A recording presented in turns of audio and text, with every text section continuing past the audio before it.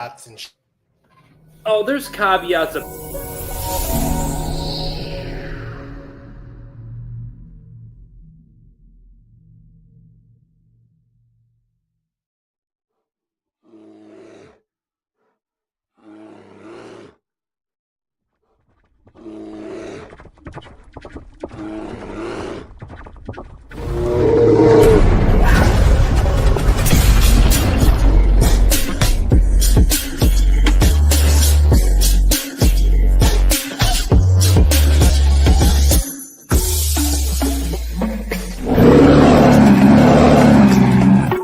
Welcome to Bare Bones.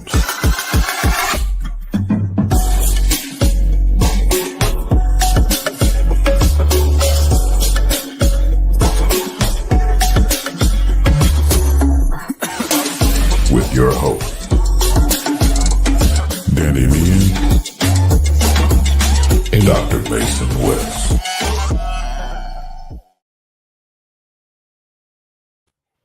Welcome into this episode of Bare Bones. We got myself, we got Khari Thompson, we got Danny Meehan. Y'all, how you doing? Oh, just delightful, Mason. How about yourself? You know, I didn't think that we'd be doing the show this week. I wasn't really sure if we'd be doing this week, next week, to announce, as we've all been waiting for, the fact that the Bears have requested to interview Vikings passing game coordinator and DB's coach, Ronte Jones, for the defensive coordinator position. Oh, is that what we're here for? No, we're here to talk about Ben motherfucking Johnson. Put on the explicit for this episode. Pretty sure we do the explicit for every episode, don't we? Actually, we're pretty good about I feel it. like we drop one or two every episode. Is this like a PG-13 where you're allowed one fuck every 90 minutes or whatever it is? Stop burning. You're using them all. Come on. Now I can't use one. You don't deserve one. Yeah, I think Daddy Lester said if you have more than like your ass two through the screen. More than all 5'6" of you? Mm-hmm. All 5'6" of this up your. Okay. Yeah, that pause. Talking about. Pause. Relax. But we are here, in fact, to talk about a couple different things, primarily revolving around the fact that the Bears did what many thought was unthinkable. I never lost hope. Look at my receipts. They're in my tweets. Go for it. That the Bears would make the obvious decision, the right decision, and would do everything that they needed to do in order to get Ben Johnson, the hottest candidate of this cycle, as their head coach. I'm going to go to Khari first on this because he was moping a little bit before the news popped and a little bit afterwards, but we talked about it. He's off the ledge. He's back, baby. He's back. Yeah. So basically, like to do the TLDR, wrap it up. I mean, I had thought early in the process that being out here in Boston, that the New England Patriots probably had the best job opening, not by much, but it's kind of like a 1A, 1B situation. And that that Ben Johnson might have ended up with the Patriots. Of course, the Patriots did not want Ben Johnson. They wanted Mike Vrabel, and they made that very clear, and they hired Mike Vrabel. And then after that, I thought that there was a possibility that maybe, there would be some Tom Brady magic that would take him to, Las Vegas. But I really think that after the Patriots job was gone, that it was pretty clear that the Bears job was the next best one on the list. Was it Vizo Joe in the chat says, Jags had to do what most thought, Bears would have to do, to hire a head coach, which is fire the GM. And the reason they didn't have to do that, well, for a couple of reasons. I'm sure Ryan Poles, was very upfront about the fact that, hey, I made some missteps, whatever. But the big difference is that the Jaguars have a very expensive quarterback who's mediocre, and the Chicago Bears have a second-year quarterback who could be awesome still.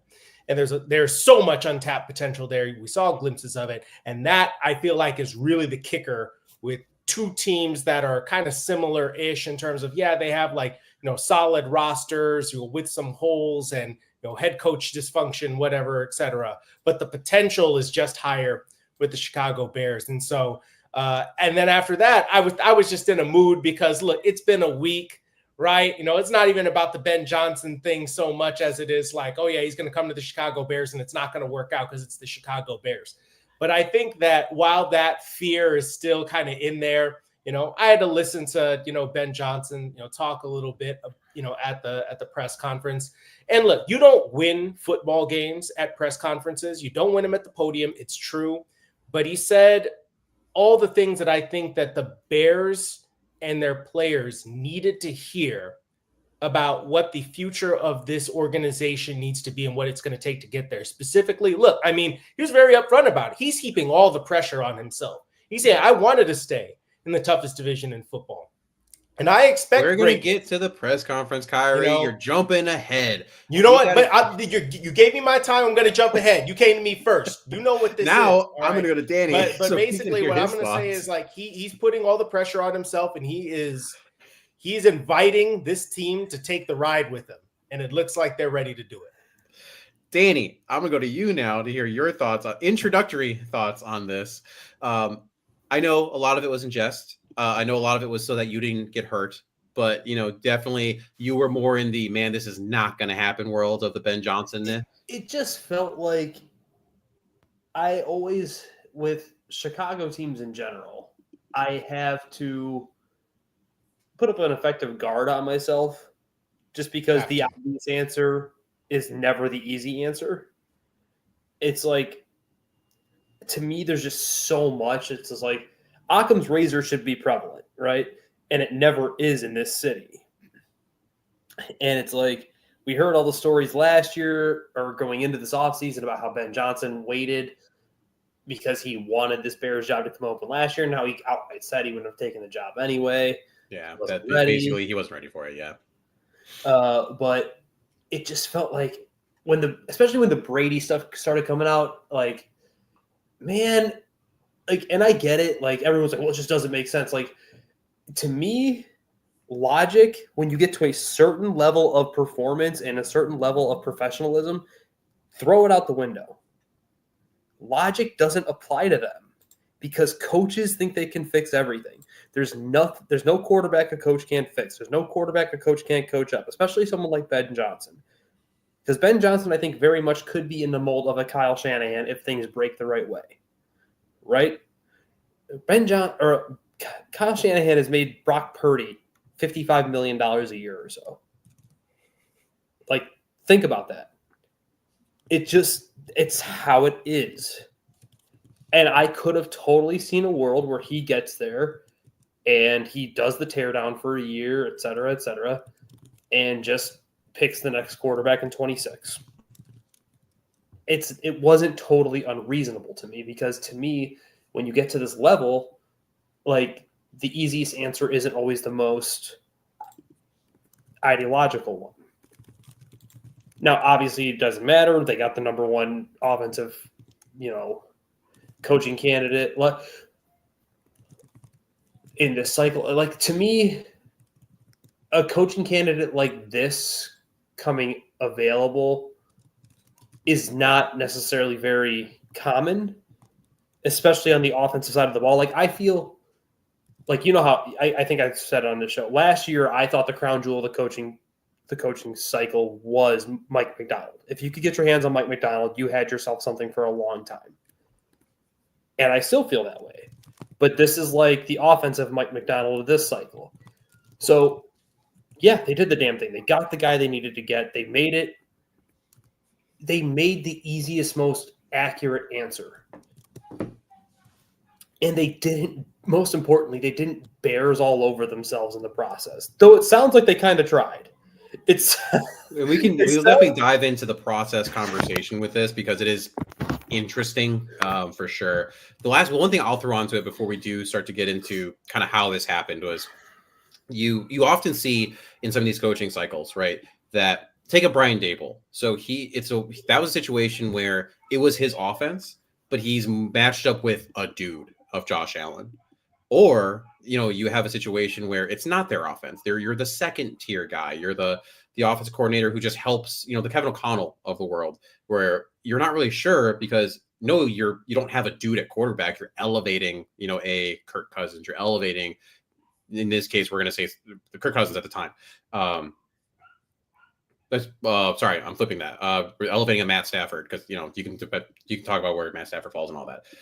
But it's interesting because you have that situation where either you have a dude at quarterback or it's not really your offense. This was a rare situation where it was both, where it was in fact your offense that you created in Ben Johnson, and you really didn't have a guy at quarterback. You helped Jared Goff really be elevated. So, like you said, Danny, this is a rare cycle. This is a rare situation that Ben Johnson fits that mold. Yeah, and the only other guy I think comes close to that, and you could quibble with it in terms of like that kind of pedigree, and it's only because he's only done it for such a short amount of time. Liam Cohen is like the next closest thing. You want to talk about Liam Cohen? He's doing some funky stuff today, apparently. Oh yeah, but like Liam Cohen is apparently about to be the next coach of the Jacksonville Jaguars, which again, that's the wild thing about that particular saga is all they had to do to get Cohen the first time was fire Trent Ball. Maybe all they had to do to get Ben Johnson. Maybe I don't know. I don't know because thankfully we'll never know. But what if all they had to do to get Ben Johnson was to fire freaking Trent Baalke, and they missed out on him, and they almost missed out on Cohen because they wouldn't fire and I him. do want to preface this by saying, and I know you guys know, but just because of the world we live in, and like I went into a Lids today. My wife we took my kid for her first birthday to Build-A-Bear, get her bear. When was her birthday? Yesterday. Yay! So she's a year old now. What? Yeah, she's a year old. Did you know that her birthday is the day after Maya's? That's weird. Okay. Yeah. So my daughter turned 5 on the 21st, and Penny turned 1 yesterday. That's crazy. Yeah. That's nuts. But I lost my train of thought now. My train of thought has been the world we live in. You taking your kid to Build-A-Bear. So the world we live in, we went over to the Rosemont outlets, whatever, to go to the Build-A-Bear. And I went into Lids just because it was right next to it. The amount of Bears hats that they had sold out of in the last day since his hiring. I get it's exciting. Yes, they made the right hire. I do want to caution people. There is a world he doesn't live up to what he is supposed to be. Sure, absolutely. And I don't think people really understand this with how they're talking. Like, oh, it's this, that, the other. Like, guys, we're not even to free agency in the draft yet. We don't know how they're going to approach this. And I just want to offer, not like, I don't want to rant on anyone's parade. Obviously, be as happy as hell is about the hiring because they got the right candidate. But there's no guarantee that we know he's going to be really good at this. There's a better chance that he ends up being Adam Gase than it is he's Kyle Shanahan. Which is like he used to work for Adam Gase. But I think that's the thing. We've seen it over and over again. I've been around here in New England, really good offensive coordinator who's now back in New England, and Josh McDaniels. And every time he gets a head coaching job, it goes to hell. So you don't know what it's like. You don't know how you're going to do until you're in that seat. I feel like what's so interesting about this, right, is the Bears finally got everything they wanted, sort of, and all the presents the last 2 years. They got the number 1 overall pick, and they got Caleb Williams, the guy, the number 1 pick, the most talented generational quarterback, et cetera, right? And then the next year, you got the hot coach, the one that everybody wanted, the guy who was running trick plays on you for the last 3 years. You got that guy. And now it's like, we have all the presents. We have everything we could have possibly wanted. It's got to work, right? We've seen it not work enough times to where it would be disappointing, obviously, but not that unexpected. But I think it would hurt a little worse this time if it doesn't work. But I will say the process in which they took to get here, they did the thing you have to do to win in the modern football league. This is how you win and sustain success. Even though I believe in my heart of hearts, I think when I was seeing takes like, oh, hiring someone like Cliff Kingsbury over of Pete Carroll, that didn't register in my brain. Like that sort of like logic of, we know objectively Cliff Kingsbury was a terrible head coach. but because he works with the quarterback, you'd take him over a guy who is objectively one of the best coaches in his generation. That doesn't make sense. So now that we don't have to deal with the stupid, it has to be offense or nothing. Like, yes and no. There's nuance to that conversation. But they got the right coach for the right kid. And the one thing I will say is everyone on that offense better be ready to block. Everyone. And that includes you, Mr. DJ Moore. Yeah, definitely a topic we're going to dive into, kind of what we think this means for the offense. Before we get to that, you mentioned one word I wanted to bring up, process. So the process of getting here. I know a lot of individuals were freaking out. Why the heck are you interviewing, 17 individuals? And if you really believe that Ben Johnson's your guy, all that jazz. I think the part that two things to bring up for me is one, it's kind of the butterfly effect. You never know what'll happen if you remove certain things throughout this. So if they only interviewed 7, does that change the entire trajectory of this search? Maybe not. Maybe it has no bearing on it. But for the people who are currently still wanting to put the asterisk on it, where it's like, cool, you got Ben Johnson, asterisk, I don't like how you got there. That to me is still something where it's like, why are we doing this? Like, you got the result you wanted. Can we just be happy? It just seems like because we as Bears fans have been so upset for as long as we have, we just need to find something to be upset about. Yeah, I feel I'll quibble with you on that just because, yes, you got to the correct result. The list was ridiculous. Why, though? Why is that a problem? You don't need to talk to someone like, why are you interviewing the run game coordinator from Saginaw State? No one cares. They didn't do that. No, obviously it's me being tongue in cheek. But so I'll raise you the Packers OC Stanovich or whatever. Yeah, why are you interviewing Adam Stanovich? Is less information? Is having more information bad? I guess. But here's the thing. Here's the thing. Leave no one. I'm pointing at him because I agree. So I'm saying I agree with leave no stone unturned to an extent when you start getting to stones that don't need to be turned over. That's my problem. So I think talking to someone that sees you twice a year is a problem.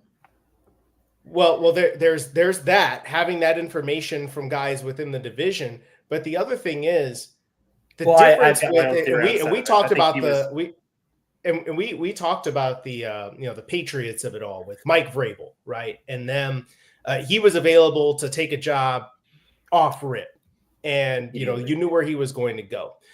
I think with that, it was with the Bears knowing that Ben Johnson was still in the playoffs at the time. Why not? He wasn't taking a job. He was still coaching. And then you saw what happened the moment the playoffs ended. They got his butt in there and signed him. Yeah. There's no messing around. Again, I'm not saying it's a problem. I'm saying it looks a certain kind of way. I would prefer that process versus the one I saw out here in New England. I'll say that. Yeah, where you're sprinting you're flying to in the unemployed Byron Leftwich to just talk to him, knowing full well. I mean, and that was trash. Because here's the thing, I feel like people are trying to give him the benefit of the doubt. Isn't there a middle ground where you can be talking to people who are qualified instead of interviewing people have no business? Like as much as I like Matt Campbell. He was never leaving Ames, Iowa. It could have just been a leverage play to get more money, even though he just signed an extension last year. But I mean, why? But that's and that's the bad faith part of it. And that's also the part that I don't know if you can legislate that out of the NFL. Right? If people aren't going to take the Rooney Rule in good faith, they're just going to do stuff like this blatantly and dare somebody to challenge them, then it is what it is. But that's what I'm saying, right? You knew the only 2 people they interviewed for a head coach that you actually thought they were going to hire was Mike Vrabel and Ben Johnson, and you knew exactly what they were trying. They weren't hiding it. They didn't care. They were going to do what they were going to do. And I think a lot of fans are like, yeah, that's exactly what we want. I feel like seeing them screw the process up 4 years in a row because they weren't taking it seriously is a big problem to me.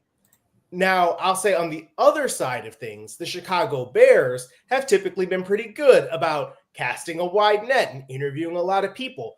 But then what we find out, of course, is that how they got to the guy that they picked was usually like, it's about who you know, right? And it goes back to the agent relationships and that whole thing. And I don't know if we want to. I don't know if we want to do that whole thing here, but it's two bad processes, you know. But I feel like this time around it was much better. I would have preferred that. Oh, I think you can thank the new president for that. Give Kevin Warren his flowers.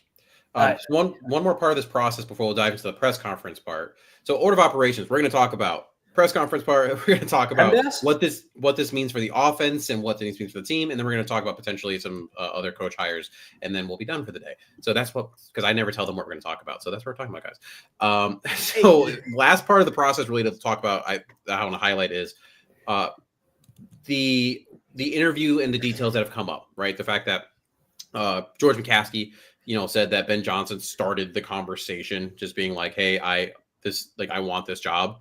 They did the whole interview, and then he ended it with, "By the way, did I tell you I want this job?" And then Ryan says, "This is the guy we want." George says, "Go get him." It's reported that Ben's making $13 million, which puts him seventh most in the NFL, I believe, at head coach. If that number is accurate. And but I knew he was gonna make some money. Had to. And what, about 4.5 higher than what the average first-time head coach makes annually right now? Yeah. So in terms of that part of the process, I do want to say, everybody wants to say, "Oh, it's just Caleb Williams why he came here." Opening up the pocketbook really helps when you're seeing that many zeros after your paycheck. Yeah, but do you think that Shad Khan wouldn't have, or that Mark Davis would have? I think Shad Khan just did the worst thing possible by keeping Balky, honestly. Yeah. And now he might have saved himself some money, though. Well, I don't even know if that's going to be true, because clearly they were like, "No, Liam, come back." The fact that Liam Cohen has apparently snuck away to go meet with Khan, and that the Buccaneers haven't been able to get a hold of him all day. Have you seen that mustache when you sneak away? Honestly, dude, that's like, this is almost Belichick vibes from back in the day. So it's not exactly one-to-one. Yeah, because Belichick took the Jets job initially, right? Belichick, got handed the Jets job by Bill Parcells, and then literally the next day, he was literally the Jets head coach for 1 day, and then Kraft must have been on his line back channeling it or whatever, and Bill just started acting real awkward, snuck out the building, and nobody knew what the heck was going on, and then he comes back and writes the note on the napkin "I resign" or whatever. And it's just what did y'all do? So this is that's the thing. If Twitter was around back then, it would have been wild. Wasn't that the Bobby Petrino thing too, when he was the head coach of the Falcons? He went into the Bobby Petrino thing. Anyway, back to the process of Ben Johnson. I would like your guys' opinions on the fact that it seems like, and again, who knows, right? He could have it's virtual, zoomed into 3 interviews and said, "I want this job" to all 3. He could have ended the same way in terms of Ben Johnson saying that. But do you guys truly believe Ben Johnson wanted this job? It was truly the Bears, and if they could meet what he wanted and no one else was really in consideration unless they fell short? Or is that just him saying the right thing that, "Yeah, I want this job"? I think if it wasn't how he felt, then he would have engaged with more teams for second interviews and weighed his options. The fact that they literally got bounced out the playoffs, and the first chance he got, he was like, "Yeah, I'm going to be this coach of Chicago Bears," without even doing it in person. He never even interviewed in Halas Hall. Yeah, he came and signed the deal. Yeah, he was just like, "We're good."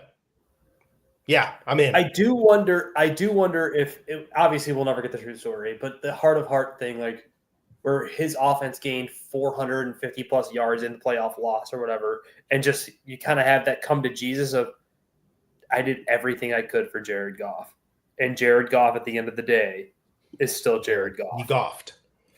We got beat by giving him his credit, Jaden Daniels, who's a rookie, who clearly was just a better, more talented quarterback than Jared Goff. So, question before we move on, I just want a quick sidebar. Have we ever seen a brain drain that's going to happen in Detroit as quickly as this is going to happen this offseason? There are so many coaches leaving. It seems it's going to be really rough. Yeah. Like, but apparently Ben Johnson's not taking anybody. Apparently, I think he's going to take. Well, the problem is that the Patriots are taking their coaches too. Mm-hmm. Yeah, so they're raiding that pantry. Just everybody's like, get the fuck out. They grabbed Terrell Williams to be their defensive coordinator. He's over here talking about, yes, I want violence out of my players and stuff. But again, that was a guy who had worked for Vrabel in Tennessee before, so that connection had already been made.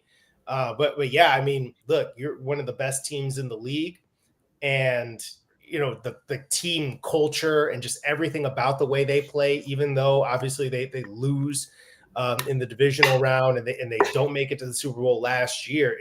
You're hard put to it to find an organization that's operating at a higher level right now, and a team that thinks more highly of its coaching staff and its head coach in particular. But this is going to be a really interesting test to see what Dan Campbell is made of. Now, what I'll say is that, again, a guy with his experience in the league, and also, again, what he's built there, you would think that people are still going to want to come there. But it's just a matter of like how much of it is like Ben Johnson is literally like one of one, and you can't replace that.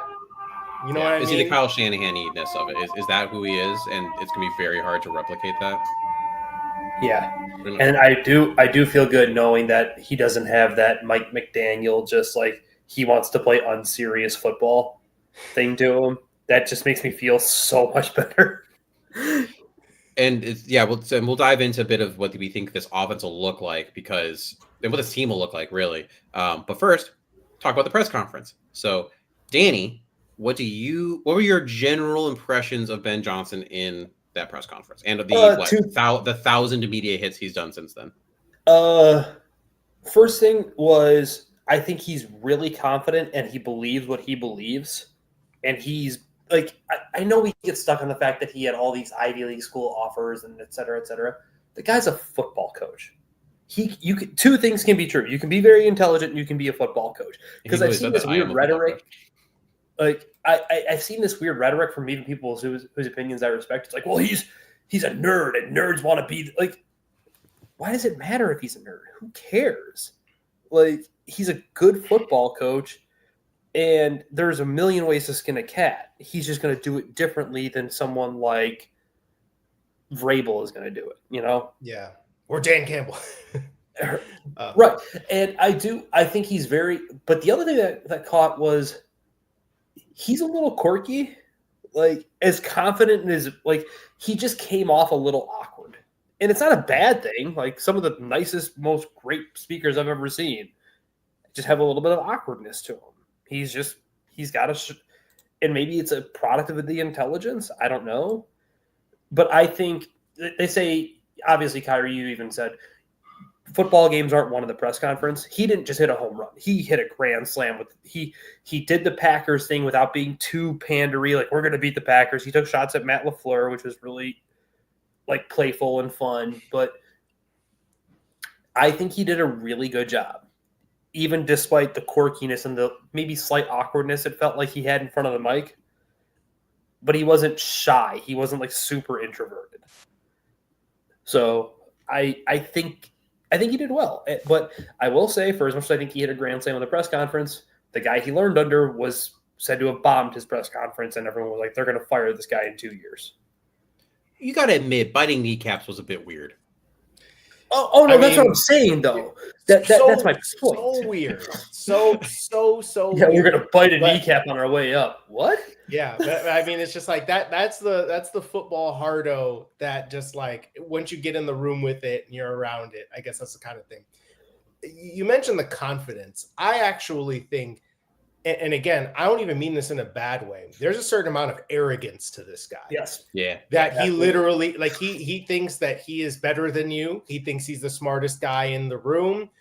But I think that it's not just that. It's also that he wants to help you become that too. He wants everyone to get on that level. it doesn't feel like a guy who's just like screw you peons. You know what I mean? Think about like the video where he walks in and he's greeted by everyone. And the first thing he says, right? The first impression you get from him is like, it's all about serving the players. It's going to take a team effort. All of us in here in this building, we have to help those guys be the best that they can be. That's like one of the first things he said, right? So it's not just that like his personal arrogance. It's that he wants them to feel that way, to be that prepared, to go into a game knowing, oh, I'm about to bust your ass. This is going to be great. And the thing is, I feel like that arrogance is perfect for Caleb Williams because Caleb Williams also has that arrogance. And again, I'm not saying that like it's a bad thing or a character flaw. You want your quarterback to be slightly arrogant. You want them to believe they're the best and that they can go out there and they can beat you every single play. You want them to believe that. You can't play football without believing stuff like that. And I think that I was going to say Jared Goff. I was going to say Ben Johnson, I think, is the right coach for Caleb Williams in that regard. Not even talking about the X's and O's. And yeah, I do think there is a little bit of that nerdiness, a little bit of awkwardness. Mm-hmm. But the thing is, like, what I want to see and what y'all should want to see is the competitiveness. Mm-hmm. The attention to detail. Because all that rah-rah stuff, all that, yeah, we're gonna get off the bus running, we're gonna hit you in the mouth, all that. It doesn't matter if you're playing sloppy football. Because then you're just running around looking stupid. You know what I mean? You can play fast, you can play physical. Look at how much they run the ball in Detroit. They're not soft, right? I don't think this is going to be a soft football team. I think at their best, I agree. They are going to be detailed and they're going to be physical. I really enjoyed the fact that clearly the only thing on Ben Johnson's mind is points. Doesn't matter how they come. On the ground, through the air, score points. How do you win football games, Danny? You score more than the other team. You score more points than the other team. All right. So we have a couple of quotes we're going to discuss from that press conference specifically, just because I personally, haven't watched a Bears presser and left feeling as positive as I did in that one. Right. Again, you don't win in the press conference. That's 100% true. But you left the Matt Eberflus one saying, this is not going to go well. You left the Nagy one feeling a little, this seems weird and arranged. You left the Tressman one being like, this dude is an idiot. You left, and then every end of season one, you just feel bad. I left feeling pretty good. John Fox killed his press conference. He did. That's why I skipped that one. But also, then every other media he did after that was terrible. Yeah, John Fox had the famous quote of that Lombardi trophy looks really lonely in there. Like that was like, yeah, it does. it do, in fact. All right, so a couple of things that like I said, wanted to bring up. You guys alluded to a couple of these, but we'll talk about them more specifically. Bears head coach Ben Johnson said he considered this team a sleeping giant at the start of the season. He said, I personally was more concerned with the Chicago Bears than anyone else in the division. He referenced the defense and the weapons added to the offense. Now, you can definitely say, like, oh, this is just him preaching because now he's here. But if you look, there is a track record where Matt Eberflus's defense actually did play well against Ben Johnson's Lions offense, right? The Lions offense struggled at times against this defense. So what do y'all think of that? Just that of what he thought about this team. I think it's a bit of a pander to some extent. Like, you don't only win 5 football games if you're so much more talented. Like, again, we can say till we're blue in the face, it's all coaching, it's all coaching, it's all coaching. It's at some point it's the players, man. Because we love to say, well, it's not the Jimmies and the Joes, it's not the X's and O's and the Jimmies and the Joes, until it behooves us to say the other way around, right? Yeah. This team has a lot more problems than anyone wants to admit. I raise you Andrew Billings going down and there not being a stout run defender interiorly after he was gone. And he talks about that. And that's been a problem for multiple. Right. So can two things, can there be good talent on the team? Yeah, there can be good talent on the team. Could it be also he's overselling the fact that for all the problems that we had with Matt Eberflus as head coach, he is a good defensive play caller. He is a good defensive game planner, and he is good on that side of the football. Without a doubt. He's going to probably get another defensive coordinator job, guys. Like, I just don't think that can go without saying. And for whatever reason, I don't know why, Matt Eberflus called defenses gave Ben Johnson some fits. I can't explain it because not every offense with a more than top half quarterback had those same issues with Matt Eberflus, but Jared Goff and the Lions, for whatever reason, did. Well, I think that some of it is, especially like in division opponents, because you see them more. You got more film on them. You have opportunities to, game plan against them. And again, Matt Eberflus has seen Ben Johnson gone up against them for 3 years, right?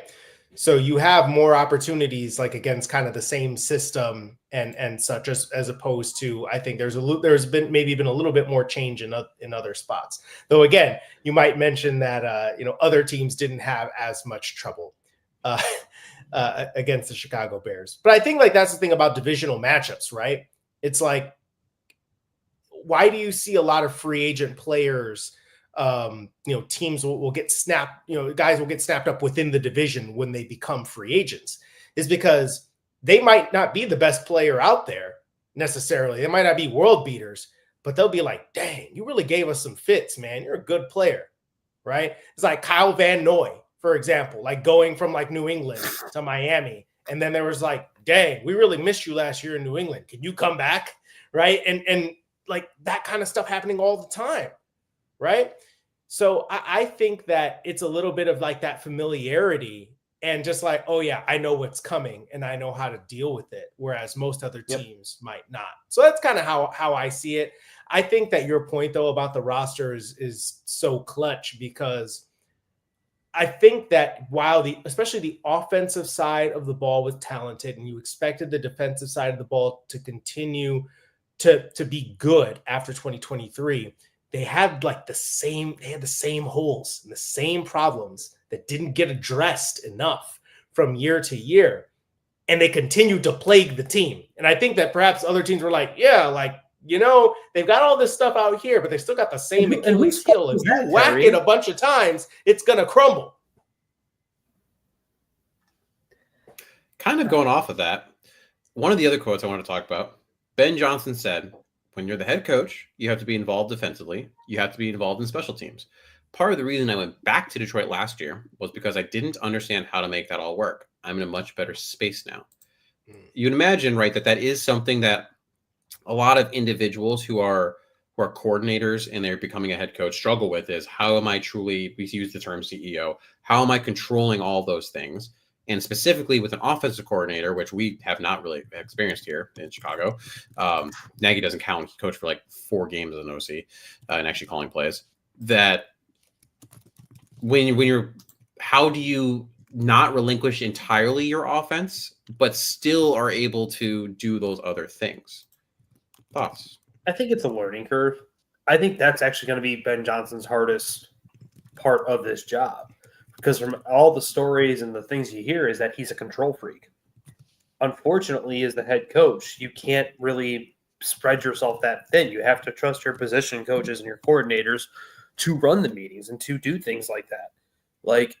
And that's where, in a way, as much as, I think it's funny that he was connected to the Bears, and I think if it wasn't Ben Johnson, it was going to be him.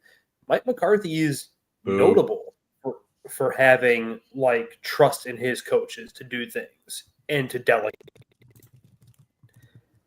That's part of it, right? You can't be everywhere all at once. You can't be in the DB meeting room when your quarterbacks meetings are going at the same time. Exactly. It's just and not even sometimes how that the works. other extreme, right? Every once in a while, you might not be able to be in the offensive room too, because there's something you need to address in the defensive room. Right. And mind you, it's yeah, we heard the stories of oh yeah, Nagy would just pop his head into Vic's meeting rooms. Well, Vic was a different beast because Vic is a really, really good football coach and doesn't want you to be bothering him. But I don't think Ben's going to have that luxury early on. Like, there isn't a coordinator coming in of Vic's caliber. Like, there's just not. Yeah, as good as the rumored people who Dennis Allen's the main one right now, like it might be. I mean, that's not Vic Fangio. No. Well, that's not Vic Fangio, but it's a good coach. And I guess like that's the thing, right? You're right, Danny, because I think Vic Fangio at the point that he came to the Chicago Bears had been one of the best defensive coordinators for like a decade, right? Yeah, Yes, and I think that you're not necessarily going to have that, but what you will have, if it's a Dennis Allen, other experienced coach that you could bring in, you just need experienced coaches, particularly like an experienced coach who's been in the head coaching seat, right? Who can tell you a little bit about how to delegate your time, and also be somebody that you can rely on to be the head coach of that unit. And again, even the greatest coach of all time benefited for a very long time of having a guy who could just be like, yo, Josh McDaniels, just do the offense. I mean, yeah, I'll come over there and I'll look and I have thoughts because I have thoughts on everything. But when I would go to like Patriots training camp practices, like Bill Belichick wasn't spending that much time with the offense. He just let Josh McDaniels do whatever because he could trust him to do that. And I think that's what they want for whoever the defensive coordinator is going to be. One comment before I have the last quote we're going to talk about. What if Matt Eberflus becomes the Lions DC? Great. I would love it. Tear that ass up. I think, but I also think two things can be true. You can want him to whip his ass and also say it's an objectively good hire. Yeah, that'd be a good hire for them. I get wanting to rip on Matt Eberflus, but it's like, oh my god, it's so funny they hired one of the better DCs in football. Like, what? I love Caleb. My man, that's not the flex you think it is. No, it's true. It's absolutely true. I think that any team that hires Matt Eberflus is getting an objectively good defensive coach. A great one, I don't know about all that, but a clearly good one, right? That you can feel good about. And I think that to that point, right? If you get Matt Eberflus and he goes to the Lions, then Ben Johnson's like, damn, this guy's had my number for the last 3 years, or rather maybe not had my number, right? Because they put it on the Bears a couple times, but that is tougher to game plan against him because of that familiarity. So I think that would be a good hire from a number of different standpoints for the Lions if they were to do it. At the same time, I'm still going to be looking at it like, tear that ass up. The last quote before we get into some of the specifics of what we're thinking this offense is going to look like and then this coaching staff I have is probably my favorite quote, honestly, from all this. There was two, to be fair. That was tied. The other one I was going to say, because I literally say this every day to my patients, is get comfortable being uncomfortable. But the one I really wanted to bring up was when they talked about accountability and what Ben Johnson's standard there was. We're going to do what we say we're going to do, and we're going to be what we say we're going to be. It's very straightforward. It's very simple, but that is something that has not been in the halls of Halas. It's definitely in this last go around, but really in a while.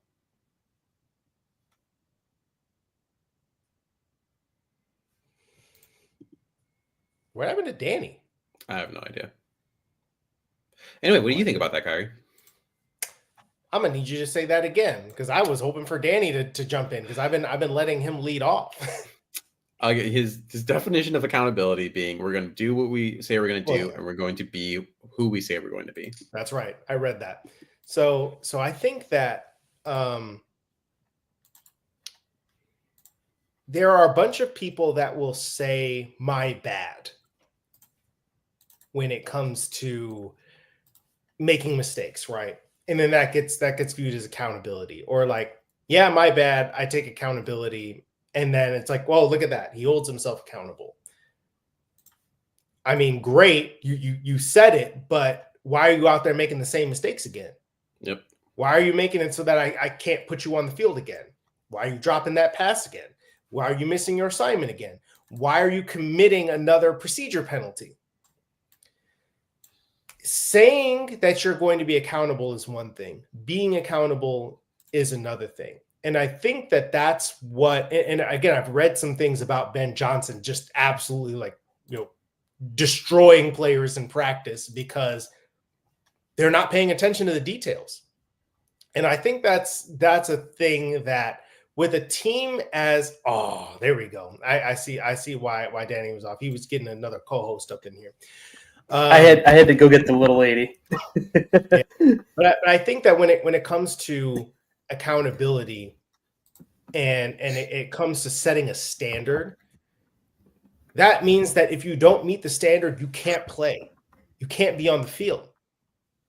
And I feel like there are some organizations, and again, I watched one where it happened this last year, where you got guys saying like, well, he's fumbling too much, he's going to be benched, and then he's out there as a starter. And it's like, okay, well, how he's not being held accountable? Can't do that.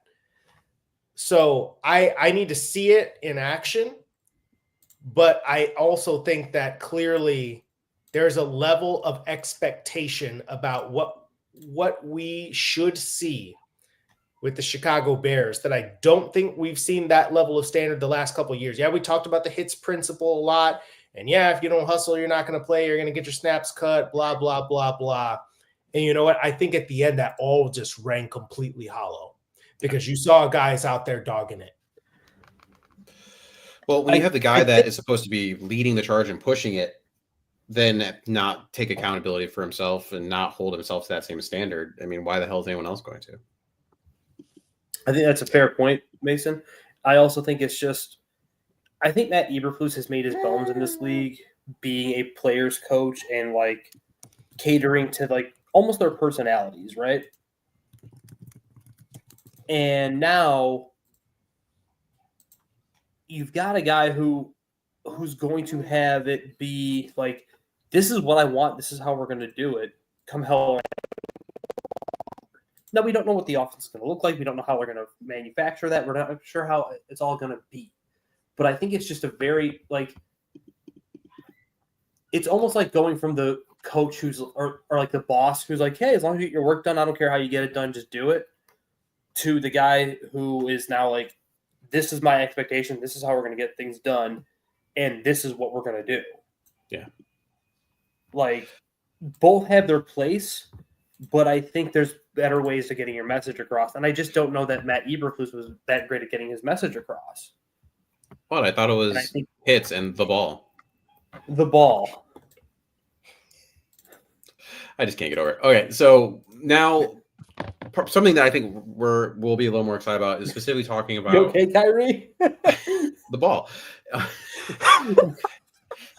Is what we think this offense will look like, because one of the you hear this going around social media right now where individuals are talking about, oh, this is a terrible fit, because Caleb Williams is not the same quarterback as Jared Goff, and it's kind of like, well, no, duh.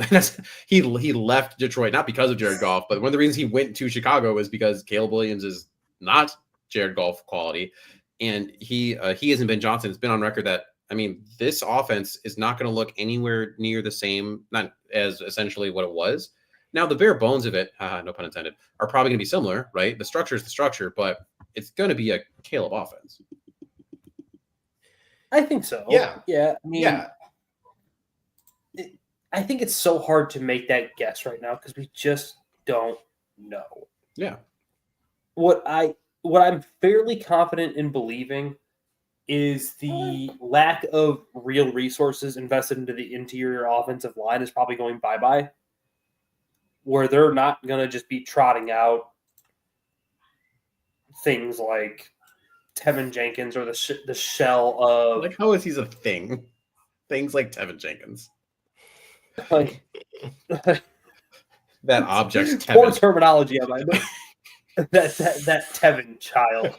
But, they're just not going to, put out Kirkland brand offensive linemen anymore. Because he's not going to... The reason Ben Johnson was able to have the level of success in Detroit that he had wasn't Jared Goff and the receivers. It was because that line can run the most versatile, multiple rushing attack in the NFL, and they can block every which way. Yes. It's like, and I've said this my whole, and maybe this is just making me an old crusty football person. I don't know how it is. I don't care about your scheme. I don't care what your play calls are. If you can't block, nothing magical about what you're calling. It just doesn't. Like, nope. And it just makes everything very, very difficult when you're trying to just make everything rotate around your line. Like, there's a reason why in college teams that can't recruit offensive linemen or develop offensive linemen run the veer or the option because they can't block anything else. Yeah. Yeah, and I think that it's going to be really interesting.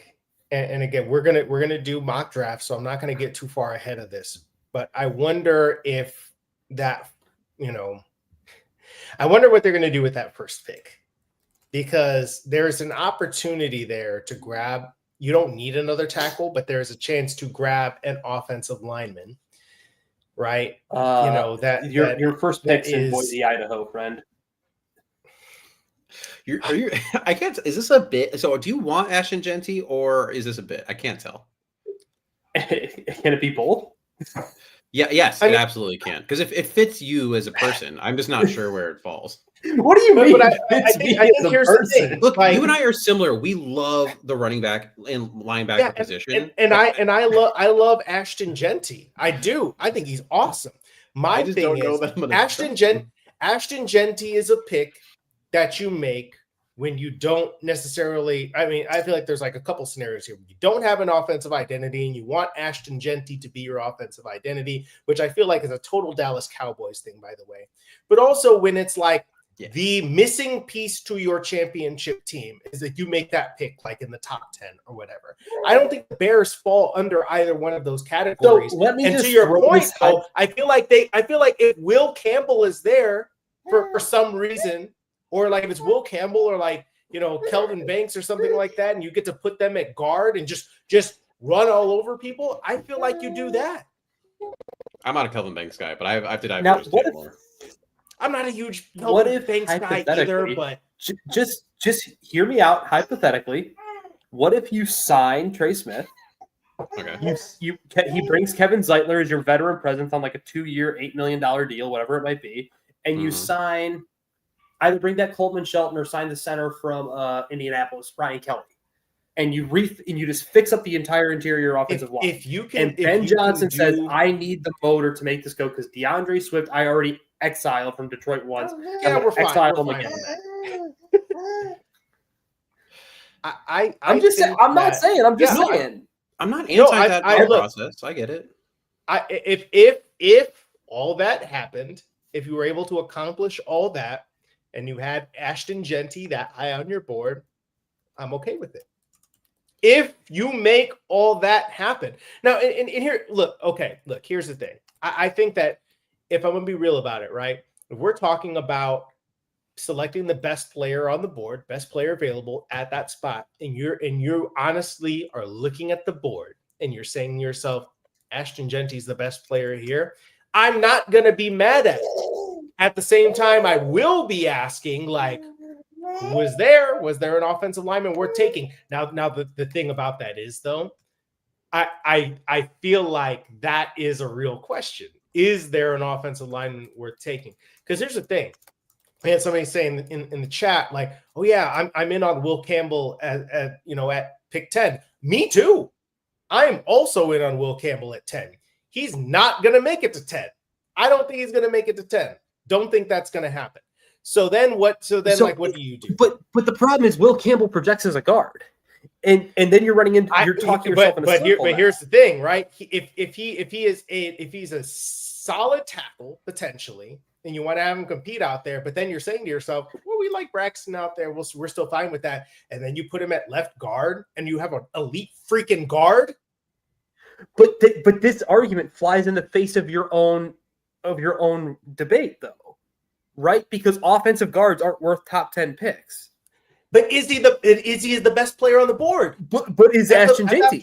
That's my point. I'm using your own rhetoric against you, Khari. I'm just playing devil's advocate. I don't care what But, if you but want what I'm take Will saying is Campbell, that Do you by think all Will means. Campbell can be Quentin Nelson? You take him. No, Quentin Nelson. I don't think so. I'm not saying he is. as a guy who, and I just happened to be wearing this. This was not intentional. But I Notre Dame grad Quentin student, Nelson's got a having watched one-way it, ticket to Canada. I What are we watched way doing too here? much Quentin Nelson. Quentin That Nelson guy- got that guy screwed by was being on a trash team too. He's on the Colts where they haven't done anything. Quentin Nelson's a mutant. You're not going to find too many guards like that. Correct. That's why I stand by my statement. If you think he's Quentin Nelson, here's the thing. I think Will Campbell can play. I think he could probably play tackle in the league. I think I've watched enough of him that I think he probably would project best. I think he probably can too. But if you're exiting a mediocre left tackle to draft a mediocre left tackle, what are we doing here? Yeah, I don't like that. I don't like he could I probably play left tackle. Here's what I said. You have to Here's be what sure I'll say he can though. play I left think tackle. Will Campbell would be better than Braxton Jones. I think that's a stretch as a rookie, especially. I think that in time he'd be better than Braxton. I think it would take more than a year. Syndrome though. I think people think Braxton Jones sucks the way people thought Charles Leno sucked, and then they saw actual suckage look. Yeah, Braxton Jones does not suck. He is okay. Just a quick update. Robert Saleh just landed in Jacksonville for what was supposed to be an interview tomorrow with the Jaguars. Just because I thought that. I think that's hilarious. Wait. Robert Saleh just landed in Jacksonville for what was supposed to be an interview with the Jaguars. I guess they're going to have to consolidate their interviews.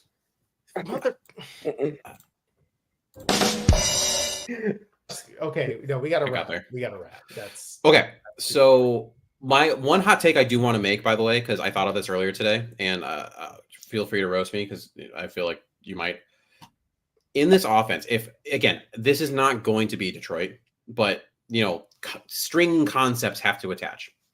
So if in terms of usage, my Amon-Ra St. Brown on the Bears is going to be Roma Dunze, and my Jameson Williams is going to be DJ Moore.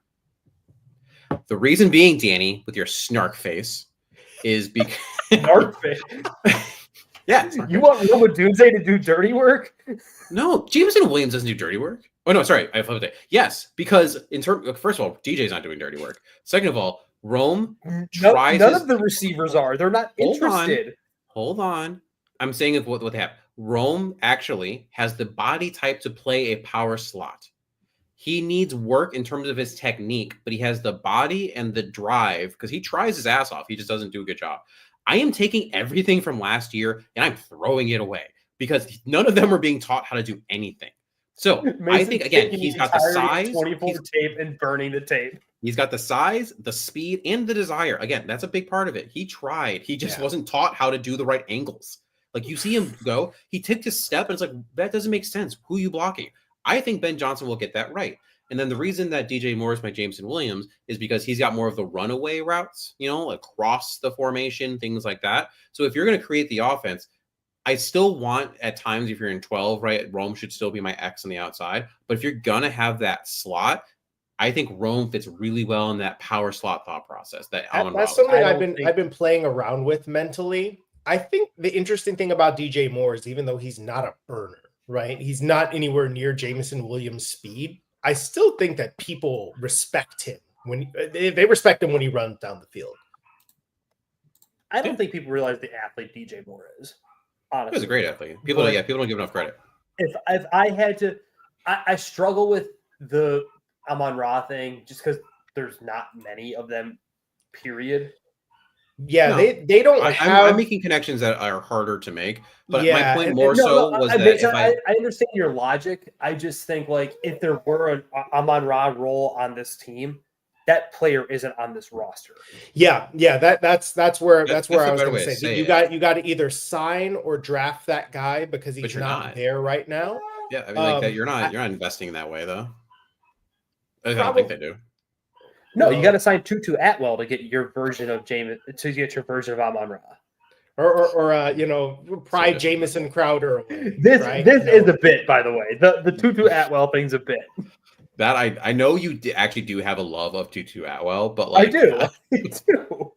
Yeah, I also know think, what he is and what he isn't.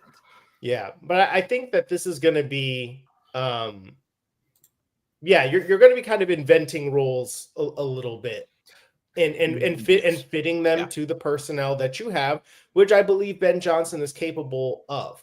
And who knows, maybe Roma Dunze ends up being your Jamison Williams because he does have the speed, or and maybe DJ Moore becomes something else entirely. I mean, I think like if you're, because here's the thing, right? If you're thinking about who is the high volume receiver in my offense, right? Because I mean, for the Lions, it's Amon-Ra St. Brown, because he will do everything. He'll line up everywhere. He will do X, Y, Z.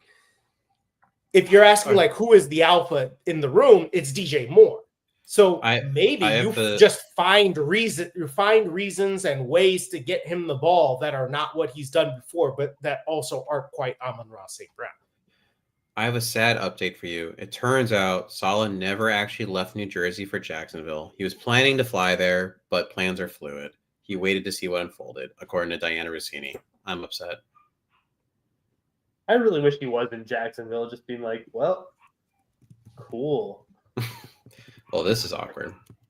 Well, anyway, that's our show. That's all. Oh, really? I mean, okay, we didn't talk about coaches. There's not a lot going on right now. Rooney Rule to interview a bunch of people. Dennis Allen's probably DC. We'll see what happens there.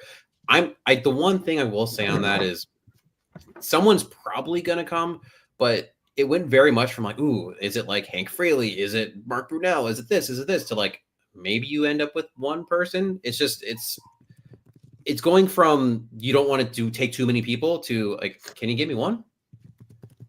Yeah, I mean, I think it'll probably be Mark Brunell. Part of me does wonder, just because, like, it's the young fan that still exists in my tiny brain here and there.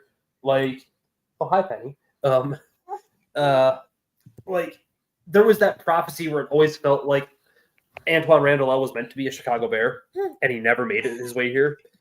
So part of me wonders, like, is he coming to Can we get Antoine Randall to be a Chicago Bear now? As a coach, hey, stop it.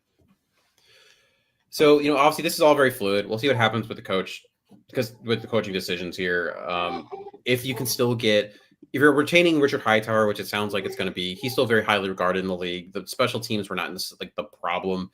The fact that your kicker has a weak ass leg, and the fact that, Torrey Taylor has not necessarily lived up to what he was supposed to be as a 4th round pick was part of your problem. The fact that your gunners are who they are is part of your problem. Like there's other special teams issues that are not Richard Hightower, but he's well respected.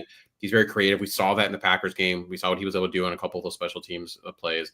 The DC hire is going to be huge. Hopefully it is Dennis Allen. Even though he was a failure twice as a head coach, having that experience on the roster is going to be huge.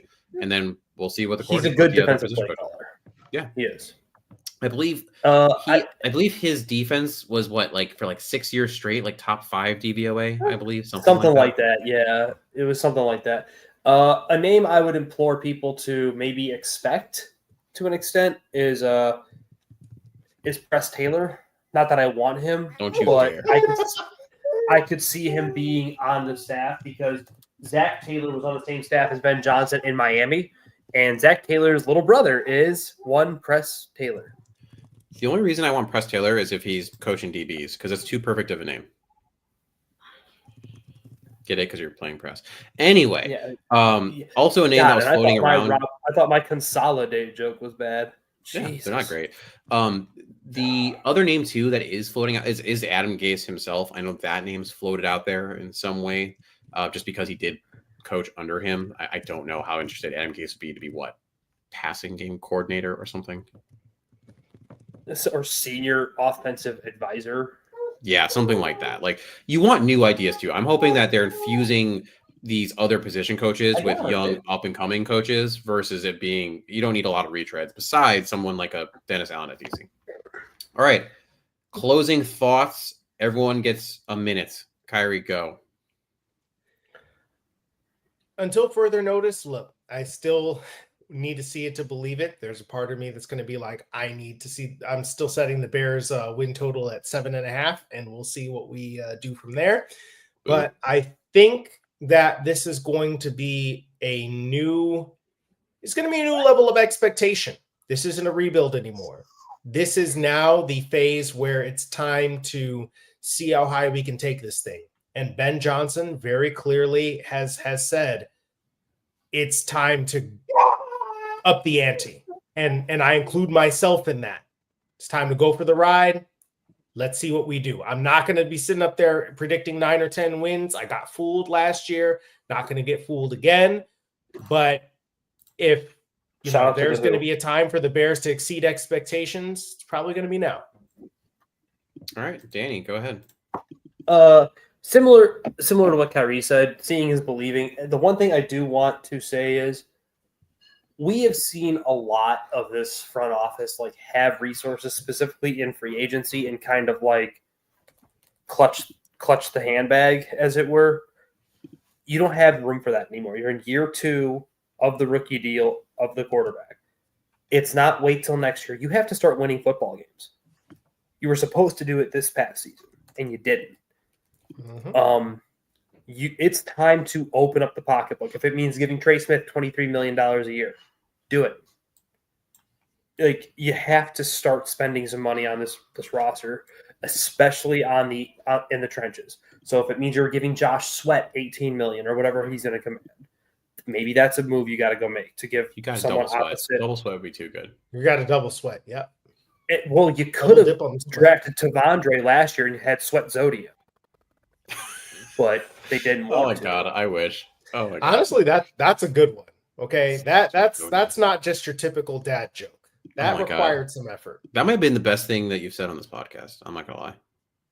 Well, when your bar is on the ground, similar to Ryan Poles, I think we need to be real clear.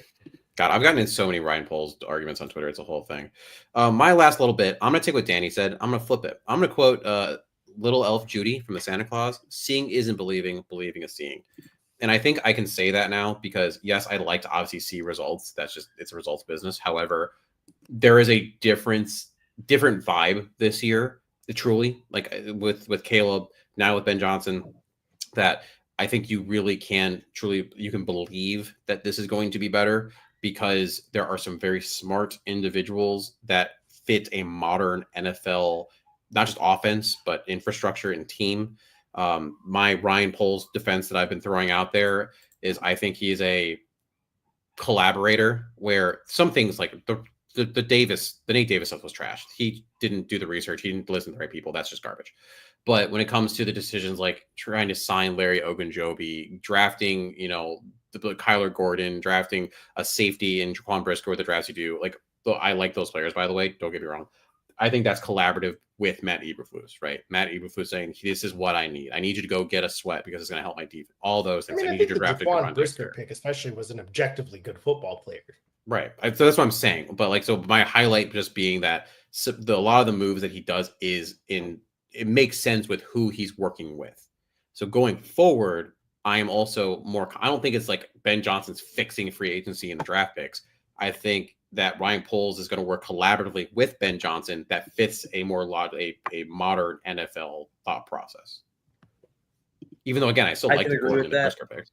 And I think, to Ryan's credit, almost to his detriment at times, I think he understands he's probably the third most important guy in that building behind Ben and Caleb. And Ben and Caleb are interchangeable depending on how you want to look at it. Yeah. But I think he has an understanding, but he also, and it's not a secret, I would still probably have fired Ryan Poles even knowing what I know now.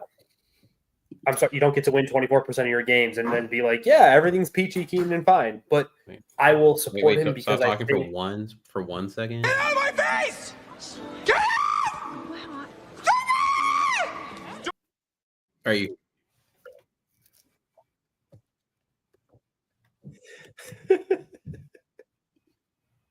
I love Blue Mountain State. Okay.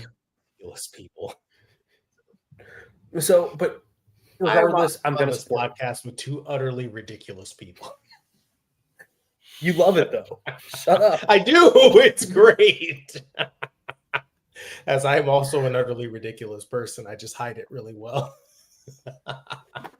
I do not. Sorry, what were you saying before I interrupted you with that? That's what we love about no, just you. I damn it.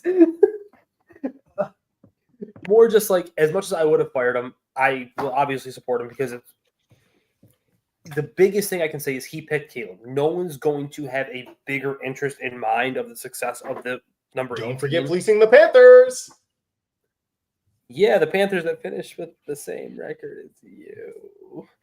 Oh, and Bryce had the dopest celebration all year where he threw the shit That in the was back of cool. the end zone. That was Okay, And he look, turned Bryce, around you and know, did this. I'm Steph happy for Curry. that, brother. I'm happy for him because I thought he was done. I thought he was cooked. I'm really happy that he's turning it around. Same. So I just want that kind of renaissance for Caleb. We're not like, obviously he wasn't on a historically bad trajectory or anything, but just like give him his confidence back, kind of find his mojo again.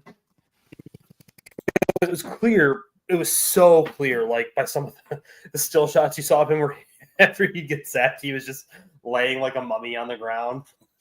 Like this dude just he's so just over this experience with 3 offensive man had 3 offensive coordinators in 9 months.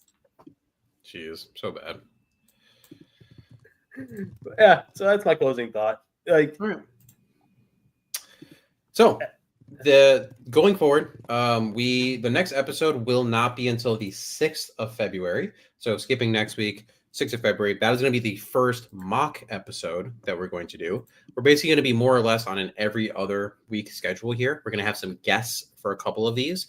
So, sometimes it'll be 4 of us, sometimes it'll be 3, 2. I mean, things will happen with scheduling and all that, but you will get to have, let me see, what is it? 1, 2, 3, 4, about 5 mock drafts. And then we're going to have to do the same thing we did last year. We're going to have one final live simulator, that whole thing we did last year, which was insanely accurate, if you recall correctly. I think it actually was. Didn't we? I think we mocked Caleb and Rome in the first 2 bit. Anyway, so we're going to have all that going. It's going to be a fun time. It's one of my favorite times of the year. I don't care about the rules. I'm taking Tyler Scadaboo in the 4th round every time. No, you can't repeat players. I can do Tyler what I want. Scadaboo. Who the bleep is that? Cam Scadaboo. It's his No, brother. We're done. He's His in brother. the sauce. He's lost. All right, that's all we Oh had. my God, Thank it's you been a guys for long joining us. I'm very I've excited. got my child currently pulling at plugs right now. I know these guys are excited. Oh, that's why. Okay, yeah, sure. One of the reasons that we are so harebrained right now is because we're so excited. This is going to be, it's a very different time for Bears football. You hear this before, but it is very true now. So get ready. We're excited. We'll be with you through this off season. Tell someone about the podcast. It really helps us out. Like this, share this, listen on YouTube, like us on YouTube, please subscribe there. We're trying to keep growing that. So if you like what we're doing and you want us to do more stuff, like maybe meetups in the future, or things like that. Like we did that one live draft, but it made me poor, so I couldn't do it again. So maybe if you give us more money, we'd be able to do more things like that. Yeah, fly me out, bro. We could fly Kyrie out and he could play pickup with us. It'd be great. Do we really want Khari out? Yes, Is you his do. plane ticket like Don't act like you is don't. his plane ticket like half price because he only takes up like half the seat? And on that note, bear down.